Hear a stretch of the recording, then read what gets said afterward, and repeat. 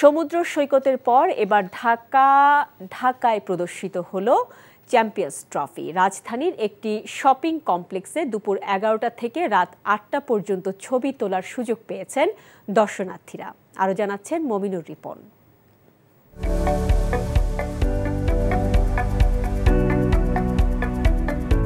বিশ্বকাপের নকআউট পর্বের আদলে চ্যাম্পিয়ন্স ট্রফি শুরুটা হয়েছিল বাংলাদেশেই। 1998 সালে বঙ্গবন্ধু জাতীয় স্টেডিয়ামে বসেছিল প্রতিযোগিতার প্রথম আসর। বিশ্বভ্রমণের অংশ হিসেবে 4 দিনের জন্য বাংলাদেশে এসেছে ট্রফিটি। এসেছিলাম শপিং করার জন্য, তো হুট করে দেখি এখানে চ্যাম্পিয়ন্স ট্রফি শো করছে, তো ভাবলাম আগে এখান থেকে ঘুরে যাই দেন শপিং। আমি হঠাৎ করে এসে দেখি যে এখানে ট্রফি ট্যুর হইতেছে, তারপর এসে ছবি উঠালাম, অনেক ভালো লাগতেছে।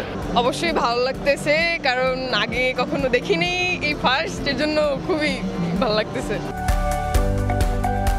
ট্রফির সাথে ছবি তুলতে পেরে আনন্দিত উৎসাহীরা। তবে শুধু বিশ্ব ভ্রমণে নয়, চ্যাম্পিয়নের মুকুট হয়ে বাংলাদেশে আসুক এই ট্রফি, এমনটাই প্রত্যাশা তাদের। অবশ্যই হাই এক্সপেকটেশন আছে, তো ওরা যদিও রাখে না, তবু আশা করি যে ভালো খেলবে। এতে আমরা যারা রেগুলার ক্রিকেট দেখি আমরা জানি আসলে যে বাংলাদেশ কতদূর যাবে, তাও ওই যে বাঙালিদের আমাদের আশা একবার না একবার আমরা একটা ট্রফি আমাদের দেশেও আনি, তো এবারও অবশ্যই আমাদের এক্সপেকটেশন অনেক বেশি আছে। আমাদের প্রত্যাশা সবসময় জয়ের থাকে, কিন্তু মাঝে মাঝে যে হেরে যায় খুবই কষ্ট লাগে।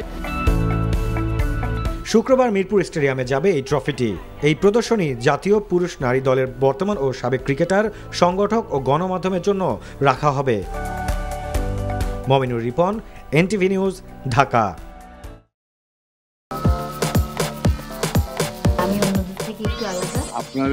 আমার অনেক পছন্দ, মানে আমি তোমার ছাড়া কাউরে কোনোদিন ভালোবাসিনি। এই পুকুরটা তোমাকে লিজ নেওয়ার ব্যবস্থা করে দেবো। ওদুল্লে চাকরিটা খাই দাও যায় না। আমি যদি সুরজ মিয়ার সাইকেলের সামনে বসা ঘুরা বেড়াই, তোমার কেমন লাগবে কৌতো? তুমি তোমার স্বামীর নিয়ে এত আহ্লাদ করতেছো, আর ওইদিকে বলে আমার সকাল হয় না, রাইতের আন্ধার হয়।